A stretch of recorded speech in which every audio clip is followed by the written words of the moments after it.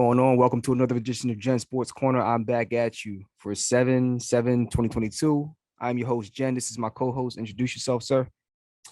How's it going, guys? My name is Michael. I will be joining my man tonight, talking a little Sixers.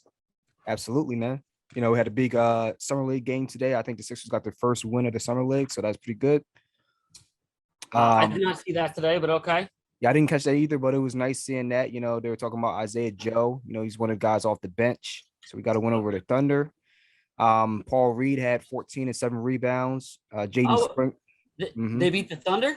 Yeah. Oh, okay. I saw they got this skinny kid, right? Holmgren? I'm not aware of him.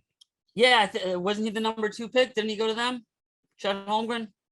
Now, I honestly didn't pay attention because the Sixers just didn't have any draft picks. I was like, forget it. But fair enough. But I've heard some noise around him. I thought the other day he killed it. Like I thought he, or not killed it. He did a little something, but he's like 7 foot, but weighs like 200 pounds. He's like, that's wild. Yeah. That's why I brought it up. But yeah, if you're saying they beat the Thunder, then I mean maybe he didn't do as good as I heard. So, but it's good. I mean, because you get a chance to see a lot of the bench players. So you have guys like Paul Reed, I just mentioned, had 14 and 7. So that's what you want to see out of him coming off the bench. Isaiah Joe, that's somebody who's been on the bench for like 3 or 4 years now. He sat out on Wednesday, but it said he looked very good on offense, fresh legs, hitting shots from deep. And that's exactly what you want to see out of players like him coming off the bench, right? Because that's been our Achilles heel past 2 or 3 years. So I like that. And then lastly, let's go ahead and take that and transition into some of the pieces that the Sixers have picked up this offseason. Sure. So, you know, I looked at an article early on, and obviously the big signing of pjtucker, 3-year deal, I believe 33.2 million, fully guaranteed. Yes. So they really believe in him. They do. What's your thoughts on that? So, you know, since we talked the other day, and, you know, I've, kind of been thinking about what I would talk about this, then I knew it would be centered around the free agency stuff. And I've kind of been thinking about age recently. I'm turning 40 this year, so it's been on my mind anyway, but congrats. Thank you. After they gave Tucker the money, well, before Tucker, you know, with Harden, you know, the age thing always comes up, and it just seems to be they seem to be getting old, the Sixers. But I'll say this. The reason I thought about it is because I don't think it's really a fully appropriate measure anymore.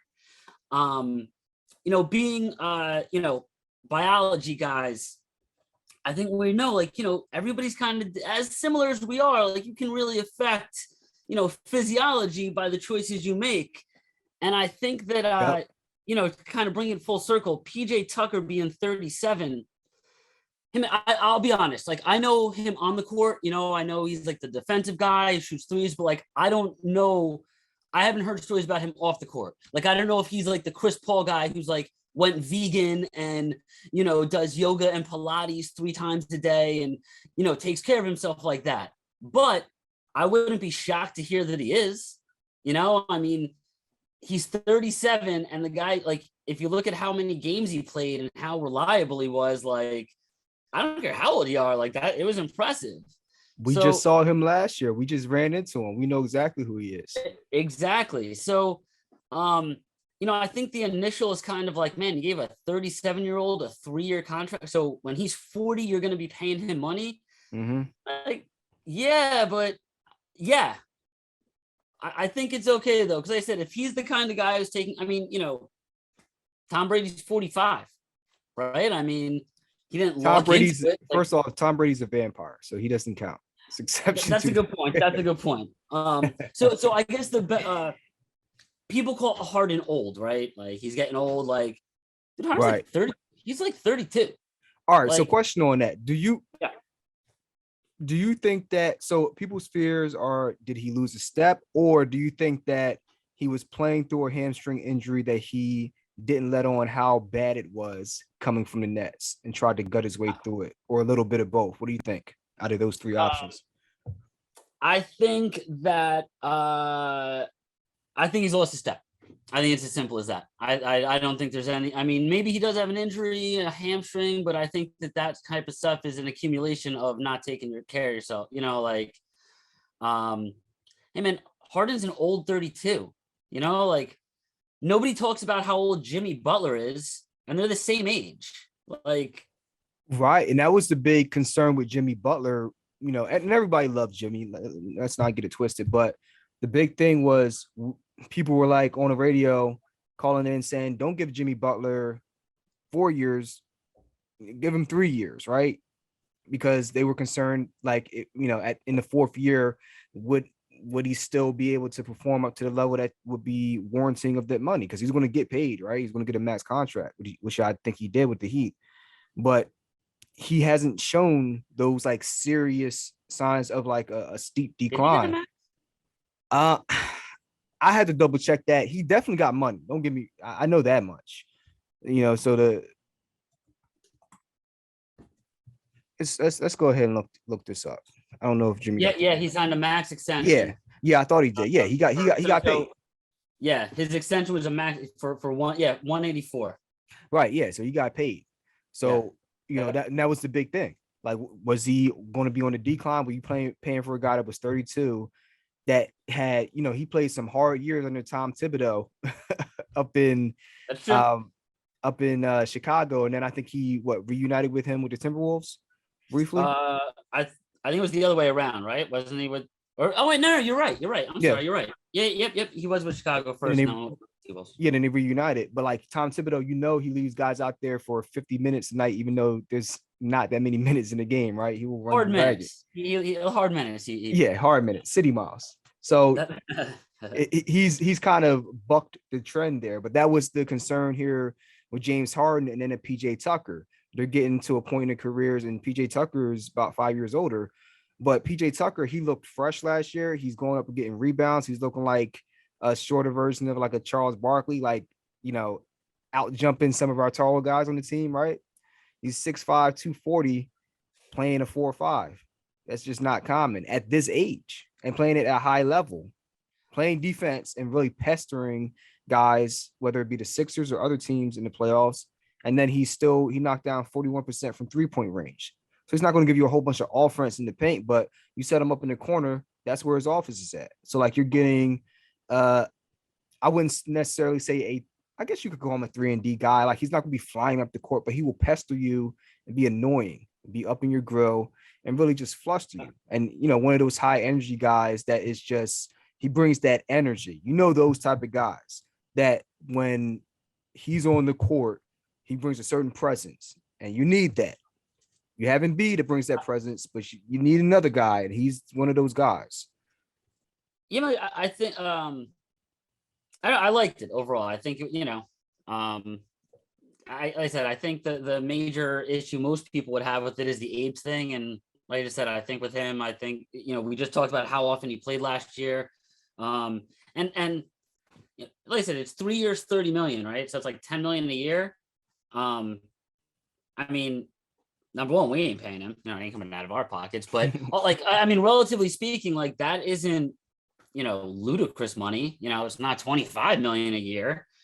So I think, the team as a whole, if they want to make a run, has to improve. And I think he's a good piece. I think he's like Danny Green, but a better defender. Kind of like that same 3-point shooter, and we just lost Green because of the injury. So, right. I think that's not only a replacement, like kind of an upgrade from Green. I was just about to say that he's an upgrade, and you get him on a similar contract, and then let's say 2 years in, he's playing at a good level. He still has a movable contract. Right. So like that gives them some flexibility even within, because contracts in the NBA just aren't the same as the NFL. Like, you got a guy that's on a 1-year deal that even if he's not a superstar, the way the contracts work, if you're looking to make a big trade and you're trying to match the salaries, these are the type of contracts that give you that flexibility. So all in all, I agree with you. I think it was a good deal. $10 million a year. You get an upgrade over Danny Green. You get, in my opinion, more consistent 3-point shooting. I mean, we just saw it in our series against the Heat. He's money from the corner.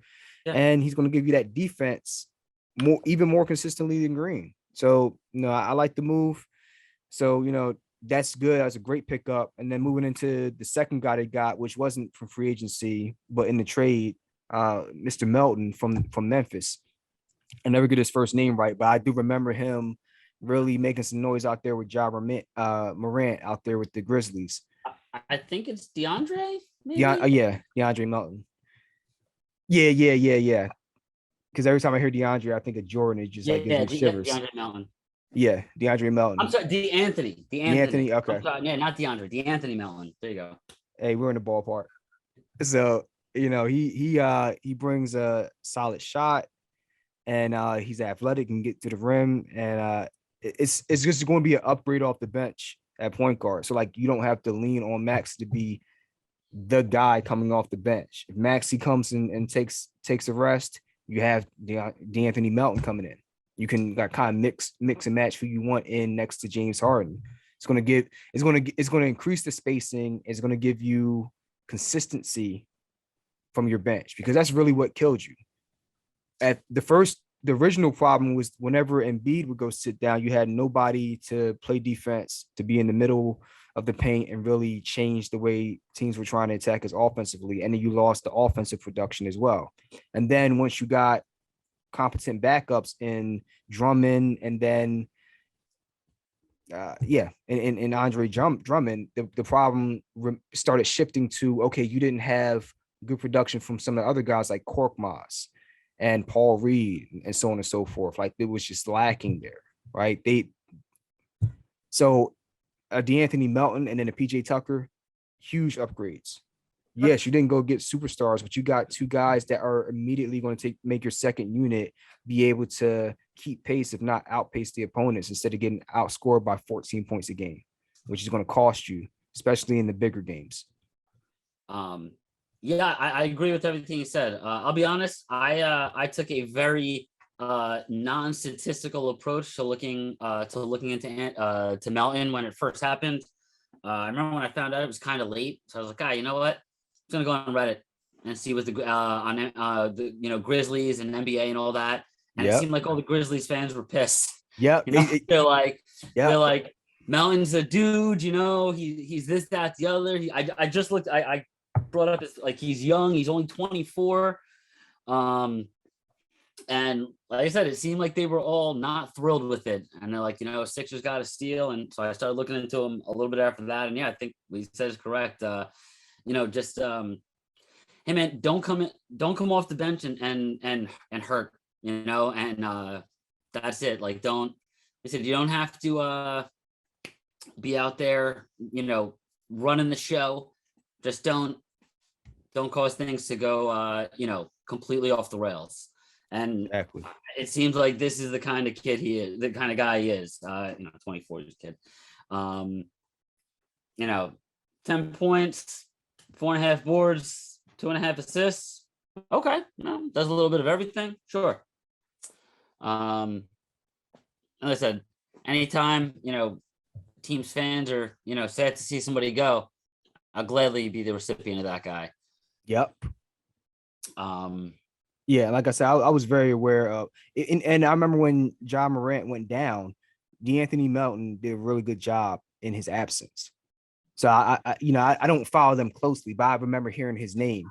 You know what I mean? It's same thing. Like when I did watch the Grizzlies, I'm watching Morant. I knew Bane a little bit and Brooks, but outside of those guys and Jackson, right, the tall center, but I didn't know they're bench guys. So yeah, it seems like another solid. And would we traded like the 20-something pick, right? Like a late first 23rd round pick. 23rd. Yep. So great move, and Danny Green. Yeah. Well, Danny Green's contract, because he wasn't, he blew out his leg, so it's not like and like we just said, replace him with Tucker. So no, I think it's solid. I think that's solid. Absolutely. Yeah. So they landed those two guys, and then thirdly on the list they landed Daniel House, Jr. So what do you think about that signing? My initial was that I remember him from playing on the Rockets, and this really seemed like a you know, Daryl Morey, let's get the band back together kind of move. Um, Tucker, House, Harden, obviously, Mm-hmm. you know, kind of somewhat assembling like, Rockets East. But hey man, I think that it's a fine move. I don't think it's gonna move the needle per se too much.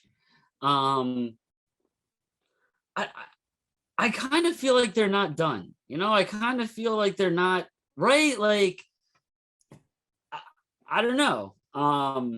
They're stacking the bench right now. They spent 10 million, but I think they still have like 15 to 20 million dollars left Yeah, to like sign guys at the mid level exception. it, it's like I think every move they've made has been solid. Yep. Solid guys for the bench. Vets that have done it, been there, done that. Like I said, man, the bench was pretty weak. Especially Embiid breaks his face, he goes down. The guy has to step up, and hey man, I like George Niang as much as everybody, and I was trying to get behind him, but him, Korkmaz, some like they just didn't bring the fire when we needed it. So hey man, you bring in some guys that have been around a little bit, maybe have that drive a little more, or again, just solid bench moves, but I still feel like they're circling, or like I said, there's still some cat. I still feel like they're gonna add another piece. You know, Possibly. They have flexibility money wise, and then well, you know. Okay, go ahead.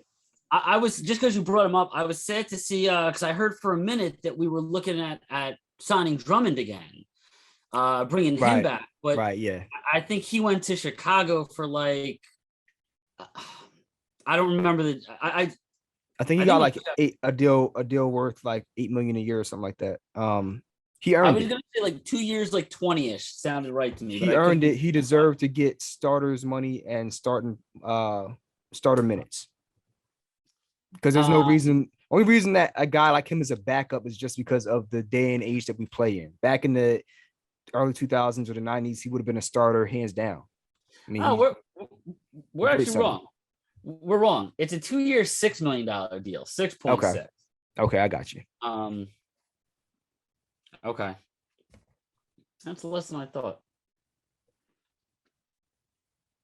I would We assume that he could, wants to. Mhm. yeah. Well, I think you're right. I think money. I think he wants the minutes. I think he still feels like he's a guy.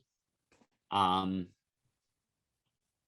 but He's not going to get it with the Sixers, or he knows that, right? So would have been nice to have him behind Embiid again. I He know, I know, dude. It that, was again, we talked about like the bench, like same thing, man. Like I really like B-ball Paul as much as everybody, Paul Reed, and you want to get behind him, but come playoff time when you're dealing with Bam Adebayo, you need something a little bit more. so Um, one name that's floating out there right now is Boogie Cousins. really, Yeah, what's your thoughts on that, man? Something I'm seeing well, floating around. I feel like he's the wrong kind of old. I went through my whole thing with pjtucker about good old, and James Harden 32 versus Jimmy Butler 32.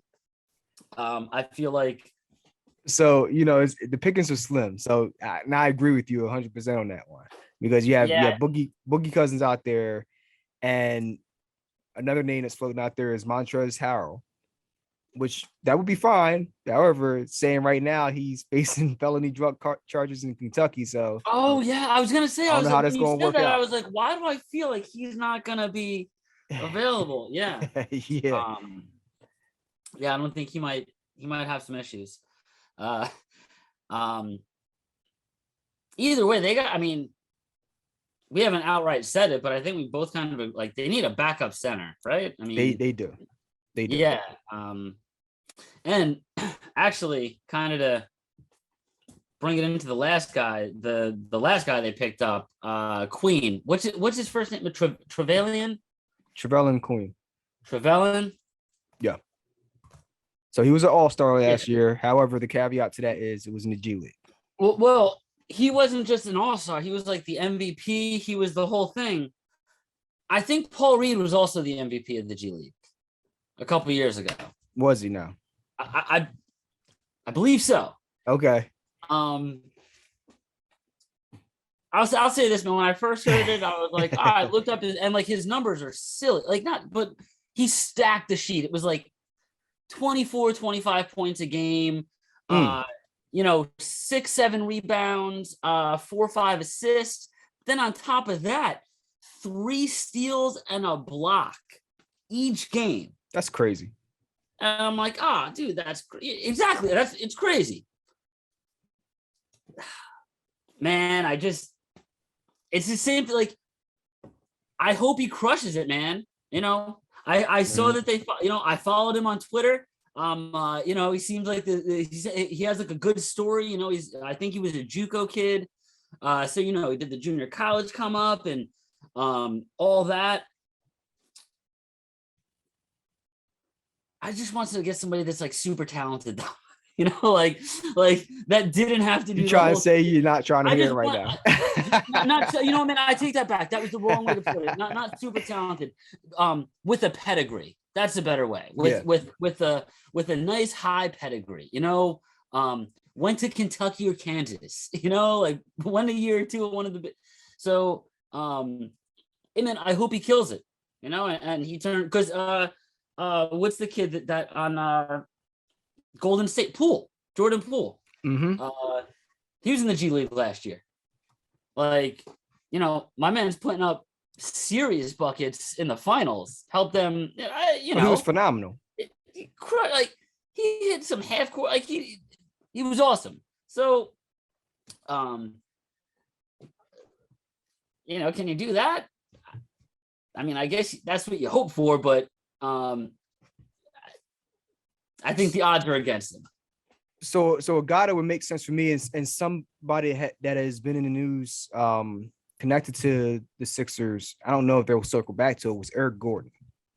It's one guy that's been mentioned as connected to the Sixers, and that like a guy like that, like a guy he doesn't have to be a superstar. A guy that's just he's going to be impactful when he comes in on the floor, depending on who you have him spacing wise with on the floor.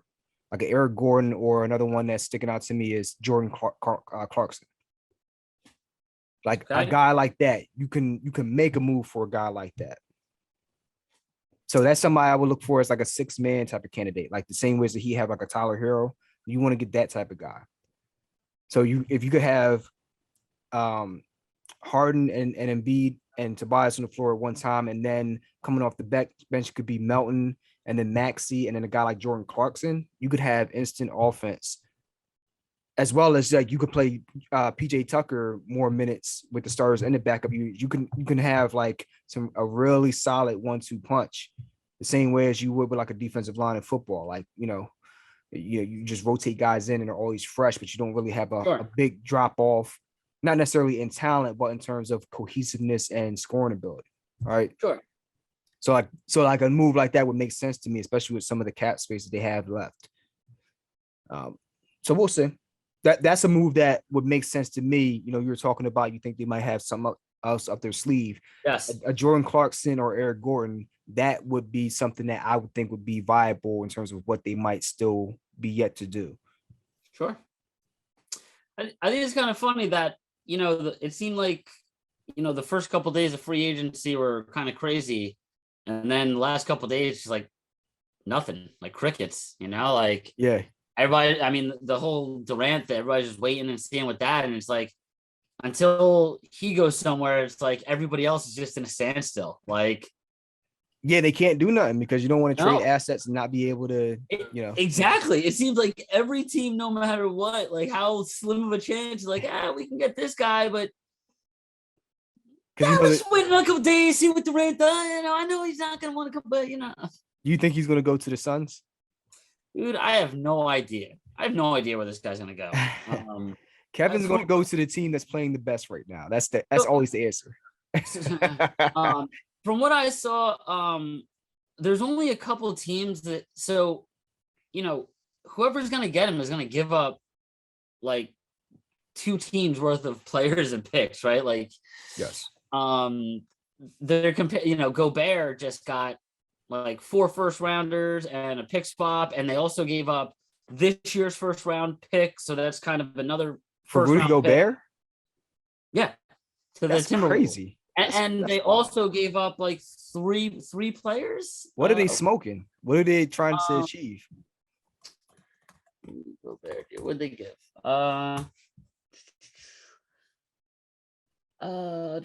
What's the deal?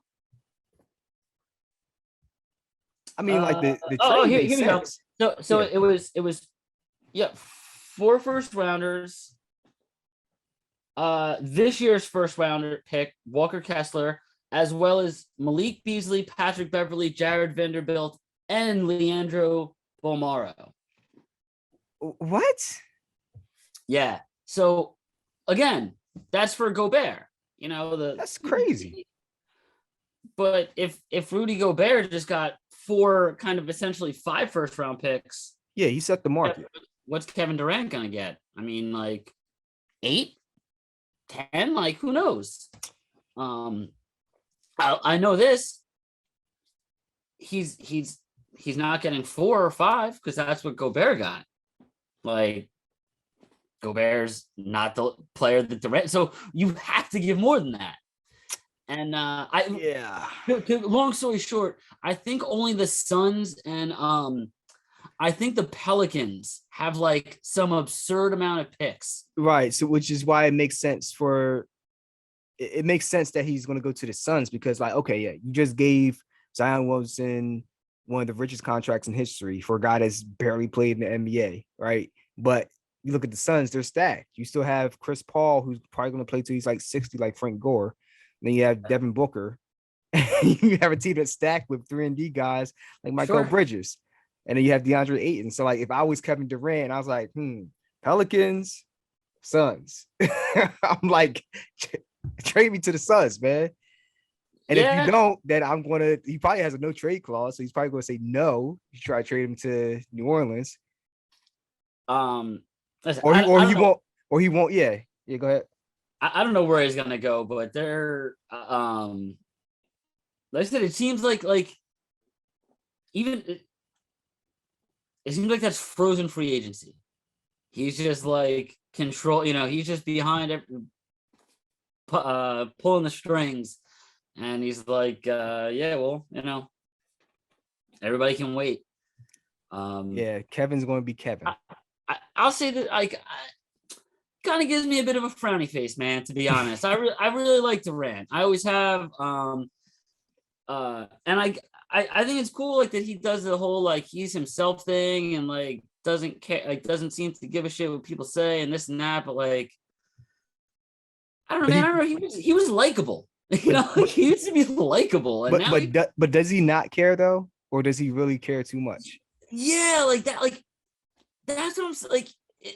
He kind of seemed like the guy who's like screaming how much he doesn't care, and it's like, hey, dude, people that don't care don't scream. Like, hit dogs holler. How that works. So, like I said, I feel like he used to be likable. I'll be honest, man. Even when he, like, this year with Brooklyn, with the whole circus, like, even though we're close, like, I wanted to see him do well, but like, becoming a hard guy to root for. It's sure not looking in his favor ever since he's left Golden State and tried to build it on his own. You had the whole situation with OKC. You went to a team that beat you the year before, got your ring, and then when everybody got injured, and all of a sudden it's, Steph and Clay aren't there to take the pressure off you, you fold. And then you go to the Nets, get Kyrie, who, I mean, that's not your fault, but you had Harden, and things didn't work out. But last year, it's not that you lost, it's the way you lost. They bullied you, man. That's not supposed to happen to one of the top 5, in my opinion, shooting forwards of all time. That's just my opinion. That you should not get bullied, and that it looked really bad. It looked really bad. Yeah, they I mean, The Celtics I put don't hands know. on him. Celtics put hands on him and had Well, him. well, well, the Celtics who lost in Game 6 of the finals, Mhm. for what it's worth, they're a legit team. It's not like he lost to you know the Hawks or somebody that went out the next round. Yeah. See, already I'm a Durant apologist. I can't help it. You know what? And you brought it up. I really like those old OKC teams with Yeah. him, like Westbrook and Harden. Um, they were just like I said, they were kind of like likable, and then it's for all the reasons that you just went to, the whole timeline and up until now, man, it doesn't help his case that hey man, I liked Irving as a basketball player. I think with the ball in his hand, the guy's a wizard. I don't Mhm. think strictly speaking with handles and dribble, like there's a lot of guys that do it better, but you can't say that he's not a distraction. And when that's your boy, when you like and you just have his back, no matter like that's I'm sure behind closed doors, he's like, bro, you know, Your Ray, best ability. Your best Ray, ability you're is killing me here, man. Like you're not. your best ability is your dependability, and you're not there. Yes, you yes, can't. You can't exactly. impact the game, man. No. And Durant's like, he's like, man, I got to keep going into these press conferences. They're asking me about you. I got to keep getting your back. Like, damn, dude, get on the court. He thought when he got rid of James Harden, everything was gonna be good. It's like, nah, bro. Yeah. uh-uh. Um. But yeah, we'll see what happens with that. We'll save that for another episode because you already know that is whatever we try to predict now is going to be the complete 180. Yeah. I mean, Yeah. Like we're for everything we just said, that we're in the middle of free agency. Durant's going to go somewhere and going to change the landscape of everything. So I agree. And maybe he goes back. Maybe nobody decides that they're, like 8 first rounders. Like, nah, bro, I could see can't it. do it. I could see it maybe happening. It might happen later, before the year starts, like maybe September. I'll say this, man. Like, I think if I was New Orleans, I wouldn't do it because if they do it, they got to give up Ingram. I like Ingram.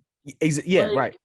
Like he's a sharpshooter, man. Like the guy's an assassin, and he's finally gonna get a chance to play with Zion, who's coming back. Like I don't know if I'm New Orleans, I'm going. You know what, bro?